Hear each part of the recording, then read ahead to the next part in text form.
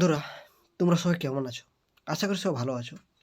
তো বন্ধুরা দেখো, আজকের পর্বটি আমরা কী আলোচনা করব, এই টপিকগুলো থেকে কিন্তু তোমাদের যে প্রাইমারি যে ইন্টারভিউ সেখানে কিন্তু প্রশ্ন জিজ্ঞাসা করে, এবং এই প্রশ্নগুলো যে 2022-এর যে ইন্টারভিউ হয়েছিল সেখানেও কিন্তু এই প্রশ্নগুলো জিজ্ঞাসা করা হয়েছিল। তাই আমরা এই প্রশ্নগুলো কিন্তু আজকে একে একে আলোচনা করব। তো দেখো, আজকে যে আলোচনার যে বিষয় সেটা কী রয়েছে, তোমরা দেখতে পাচ্ছ মিড ডে মিল। এই মিড ডে মিল নিয়ে তোমাদেরকে জিজ্ঞাসা অবশ্যই করবে। তার সাথে সাথে ইন্টারভিউর আগের দিনের যে কী করবেন সেইগুলা, অর্থাৎ যদি তোমার কালকে ইন্টারভিউ হয় তাহলে আজকে তুমি কী করবে সেইগুলা, সেই টপিকটা আমরা আজকে ডিসকাস করব। তার সাথে সাথে আমরা ইন্টারভিউর দিন কী করবেন, অর্থাৎ ইন্টারভিউর দিনে কী করবেন সেটা আমরা আলোচনা করব। তার সাথে সাথে আমরা আলোচনা করব আপনার পোশাক পরিচ্ছন্নটা কেমন হবে। বুঝতে পেরেছ? তো অবশ্যই তোমরা ভিডিওটা শেষ পর্যন্ত দেখো। তো দেখতে পাচ্ছি আজকে আমাদের যেটা প্রথম টপিক সেটা হচ্ছে মিড ডে মিল। তো এই যে মিড ডে মিল, এই প্রকল্পটা কিন্তু 1995 সালে 15 আগস্ট ভারতে এই প্রকল্পটা চালু হয়েছিল। তৎকালীন প্রধানমন্ত্রী ছিলেন নরসিমহা রাও। তাহলে এই যে মিড ডে মিল প্রকল্পটা সেটা 1995 সালের 15 আগস্ট শুরু হয়েছিল ভারতে, এবং সেই সময় যে প্রধানমন্ত্রী সে ছিল নরসিমহা রাও। প্রথম চালু হওয়ার সময় নাম ছিল national programme of nutritional support to primary education, অর্থাৎ NSPE। এই প্রকল্পের উদ্দেশ্য কী ছিল? শিশুদের স্কুলমুখী করা, সকল শিশুদের, বিশেষ করে দুস্থ ও পিছিয়ে পড়া শ্রেণীর বাচ্চাদের পুষ্টির ব্যবস্থা করা ও ম্যাল নিউট্রিশন দূর করা। এই প্রকল্পের আওতাভুক্ত করা হয় 6 থেকে 14 বছর সকল শিশুদের মধ্যকালীন আহারের ব্যবস্থা করা, অর্থাৎ দুপুরের ভোজনের ব্যাপারটা বলছে। সুপ্রিম কোর্টের নির্দেশ 2003 সালে পশ্চিমবঙ্গ সরকার এই প্রকল্প চালু করে। 2007 সালে এই প্রকল্পের নাম হয় মিড ডে মিল প্রকল্প। মিড ডে মিল প্রকল্পের কেন্দ্রের রাজ্যের অনুদানের অনুপাত হচ্ছে 60 এবং 40। আজ তোমরা যদি সংক্ষেপে বলতে চাও তাহলে তোমরা দেখো কী বলবে, যে এই প্রকল্পটা এটা কিন্তু 1995 সালে চালু হয়েছিল। তখন নাম ছিল national programme of nutritional support to primary education, যাকে আমরা NSPE বলে থাকি। এবং এরপরে এটার নাম হয়েছিল 2007 সালে আমাদের এই পশ্চিমবঙ্গে এই প্রকল্পের নাম হয়েছিল, না, 2003 সালে পশ্চিমবঙ্গের সরকারি প্রকল্পটা চালু করেছিল। তাহলে 2003 সালে পশ্চিমবঙ্গে কিন্তু এই প্রকল্পটা আমাদের চালু হয়েছিল, এবং 2007 সালে প্রকল্পের নাম হয়েছিল মিড ডে মিল প্রকল্প। বুঝতে পারছো? তাহলে মিড ডে মিল প্রকল্পটা 2007 সালে নাম হয়েছিল, এবং 2003 সালে আমাদের পশ্চিমবঙ্গে শুরু হয়েছিল। এবং এই যে যে এখানে অনুদান কত দিবে, অর্থাৎ কেন্দ্র দিবে 60 এবং রাজ্য দিবে 40। এবং এই প্রকল্পের উদ্দেশ্যটা কী ছিল? অনেকেই স্কুলে যেতে মানে না, তাদের জন্য কিন্তু স্কুলে যে খাবার দিলে তারা অবশ্যই যাবে সেরকম একটা ব্যবস্থা করা হয়েছিল, এবং যে যে শিশুগুলো পিছিয়ে পড়ছে তার জন্য খাবার ব্যবস্থা করা হয়েছিল। হ্যাঁ, এটা করা হয়েছিল। আশা করি তোমরা বুঝতে পারি গেছো। যদি না বুঝতে পারো কমেন্ট করতে পারো। তারপরে দেখো আজকে আমাদের যে টপিকটা আছে,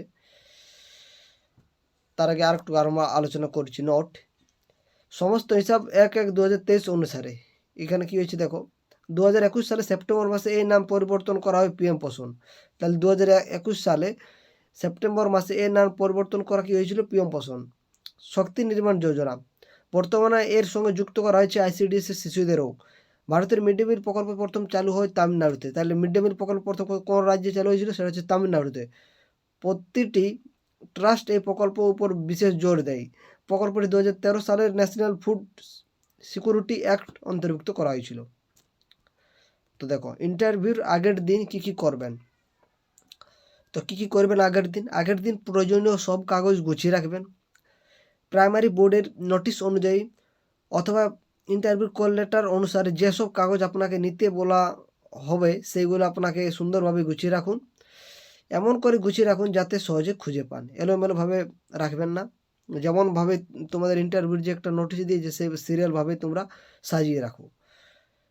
কী ডকুমেন্ট সঙ্গে রাখবেন? অরিজিনাল অ্যাডমিট কার্ড, ইন্টারভিউর call letter, photo identity card যেটি আপনি টেট ফর্ম ফিল আপের সময় দিয়েছিলেন, অরিজিনাল সমস্ত একাডেমিক ডকুমেন্ট রাখতে হবে।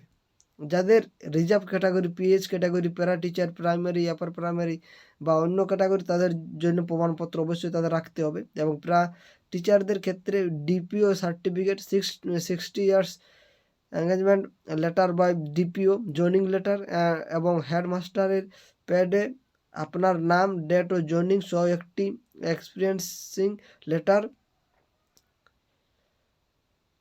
লিখে কাছে রেখে দিন।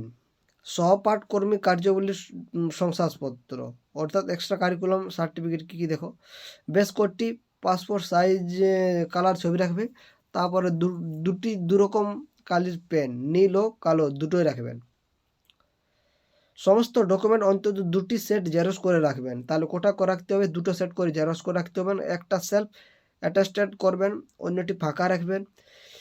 নোটিশে যদি বলা হয় সেলফ অ্যাটেস্টেড চলবে, তাহলে সেলফ অ্যাটেস্টেড আর করে নিয়ে যাবেন, অথবা হেডমাস্টার বা অন্য কোনো অ্যাটেস্টেড পাওয়ার আছে এমন কারোর সঙ্গে অ্যাটেস্টেড করে নিয়ে যাবেন। আর সঙ্গে রাখবেন ব্যাগ, ফাইল, জেমস, ফিলিপ, ফেভিস্টিক, স্টেপলার, আরও কিছু। আরও রাখতে পারেন জলের বোতল, রুমাল, কিছু শুকনো খাবার, চকলেট বা বিস্কুট। ইন্টারভিউ দেরি হলে মন চাইলে খেতে পারেন। এবার দেখো ইন্টারভিউর দিন কি করবে। যে দিনটা আপনার ইন্টারভিউ সেই দিনটা আপনি কি করবেন। তো প্রথমেই খুশি মনে ঘুম থেকে উঠুন ও বিছানাতেই সৃষ্টিকর্তার কাছে প্রার্থনা করবেন। এরপর দৈনন্দিন কাজগুলো সেরে নিয়ে ফ্রেশ হয়ে নিন, স্নান করে নিন, নিজ পছন্দ অনুযায়ী খাবার খেয়ে নিন। সহজ পাচ্য খাবার খাবেন, গ্যাস অম্বল হয় এমন খাবার খাবেন না, খাওয়াই ভালো। আজকের দিন অবশ্যই যে কোনো একটি বা সম্ভব হলে 2টি খবর কাগজ চোখ বুলিয়ে নিন। যদি খবরের কাগজ পান তো ভালো, না হলে মোবাইল ফোনে অনলাইন ভার্সন খবরের কাগজে চোখ বুলিয়ে নিন। তবে আজকের দিনে বেশি মোবাইল ঘাঁটবেন না, সোশ্যাল মিডিয়া থেকেও দূরে থাকবেন। নির্দিষ্ট সময়ের অন্তত 1 ঘন্টা আগে ভেন্যুতে পৌঁছন ও প্রয়োজনীয় কাজ সেরে নিন। যদি ভেরিফিকেশনের নির্দেশে থাকে নির্দিষ্ট সময় মতো ভেরিফিকেশন সেরে নিন। যারা ভেরিফিকেশন করাচ্ছেন তাদের সহায়তা করুন, তাদের সঙ্গে বাদানুবাদে জড়াবেন না, অযথা অতি বিনয়ী হবেন না, স্বাভাবিক ব্যবহার করুন। অপ্রয়োজনীয় কারোর সাথে কথা বলার দরকার নেই, পারলে কাউকে সাথে করে নিয়ে যান, কাজে লাগতে পারে। আপনার জন্য নির্দিষ্ট আসনে বসে অপেক্ষা করুন। এই সময়ে যেগুলো পড়ছেন সেগুলো মনে করার দরকার নেই। কোন প্রার্থীর ইন্টারভিউ দিয়ে বেরিয়ে আসছে তাকে গিয়ে ধরার দরকার নেই, কী প্রশ্ন করলো সেগুলি জিজ্ঞেস করার দরকার নেই। মনে রাখবেন কেউ আপনার ভালো চাইবে না, তবে যে প্রশ্ন তাকে করেছে আপনাকে সেই রকম না করতে পারে। আপনার কল হলে খুশি মনে ও শরীরে এনার্জি সঞ্চয় করে এসে ইন্টারভিউ ঘরে প্রবেশ করুন। এবার পোশাক পরিচ্ছন্নতা কেমন হবে আপনাদের, এটা কিন্তু খুবই একটা ভালো ম্যাটার করছে ইন্টারভিউর ক্ষেত্রে। তো দেখো পুরুষদের ক্ষেত্রে কি হবে, ফর্মাল ফুল শার্ট এবং প্যান্ট পরবেন। খুব বেশি ডিজাইন করা প্যান্ট শার্ট একদম চলবে না। সাদা রঙের ফুল শার্ট সব থেকে উত্তম। যে কোনো বয়সের পুরুষদের ক্ষেত্রে সাদা ফুল শার্ট 1 নম্বর চয়েস। এর ইন্টারন্যাশনাল জনপ্রিয়তা আছে সাদা ফুল শার্ট, বুঝতে পেরেছ। অন্য কোনো রঙের শার্ট পরতে তবে শোভন, রুচিশীল হালকা রং বাছতে পারেন। হালকা চেক বা স্ট্রাইপ দেওয়া পছন্দ করতে পারেন। আপনাকে যাতে মার্জিত লাগে সেদিকে লক্ষ্য রাখবেন। ঠান্ডার সময় হলে হাফ হাতা সোয়েটার কালো বা নেভি ব্লু রঙের পরতে পারেন। কালো ও শু পরতে পারেন। পুরনো হলে অবশ্যই পালিশ করে নিন। শু চয়েস করার সময় খেয়াল রাখবেন সোল যাতে বারবার রাবারের হয়। সোলটা যাতে রাবার হয়, কারণ রাবারের সোলের জুতো পরলে চলাফেরা করতে গিয়ে শব্দ হয় না। চুল দাড়ি গোপ আপনার রুচি অনুযায়ী বা শিক্ষক সুলভ আগে এমনভাবে কাটিয়ে নিন বা শেভিং করে নেবেন। বুক পকেটে একটা পেন রাখতে পারেন। উগ্র সুগন্ধি বা পারফিউম ব্যবহার করা চলবে না। কাছে মোবাইল না রাখলেই ভালো। যদি আপনার সাথে কেউ যায় তার কাছে রাখুন। আর যদি তেমন সুযোগ না থাকে বা মোবাইল কাছেই রাখতে হয় তাহলে সুইচ অফ করে রাখুন। এবার মহিলাদের ক্ষেত্রে পোশাক পরিচ্ছন্নতা কেমন হবে, সুতির শাড়ি বা সালোয়ার কামিজ পছন্দ করুন। সালোয়ার কামিজ বা শাড়ির মধ্যে যেটিতে আপনার স্বাচ্ছন্দ্য অনুভব করে সেটিকে চয়েস করুন। শাড়ির সাথে মানানসই ব্লাউজ চয়েস করুন। রং বা ডিজাইনের ক্ষেত্রে মার্জিত হওয়া দরকার। হাই হিল জুতো পরা চলবে না। শাড়ি বা সালোয়ার কামিজের সঙ্গে মানানসই এমন জুতো পরিধান করুন। মেকআপ, লিপস্টিক, গহনা ইত্যাদি এড়িয়ে চলুন। চুড়ি, বালা এগুলো থাকলে শব্দ হয়, তাই এগুলোকে এড়িয়ে চলাই ভালো হবে। কোনো রকম সুগন্ধি বা উগ্র পারফিউম ব্যবহার করা চলবে না। নোট, এটা তোমাদের নোট থাকছে কি, মোট কথা আপনাকে যাতে শোভন, সৌন্দর্য, মার্জিত লাগে তেমন পোশাক পরিচ্ছন্ন করবেন।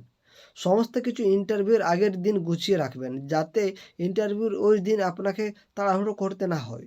নোটে মনে রাখবেন, ইন্টারভিউর ক্ষেত্রে আপনার আত্মবিশ্বাসটা একমাত্র জরুরি, যা আপনাকে সাফল্য এনে দিতে পারে। তো আজকে এখানেই, তোমাদের কেমন লাগলো অবশ্যই কমেন্ট করে জানাবে। তো বন্ধুরা, পরবর্তী টপিক নিয়ে আমরা আলোচনা করব। অবশ্যই আমাদের চ্যানেলটির সঙ্গে থাকবে। তো বন্ধুরা, ভিডিওটা শেষ পর্যন্ত দেখার জন্য অসংখ্য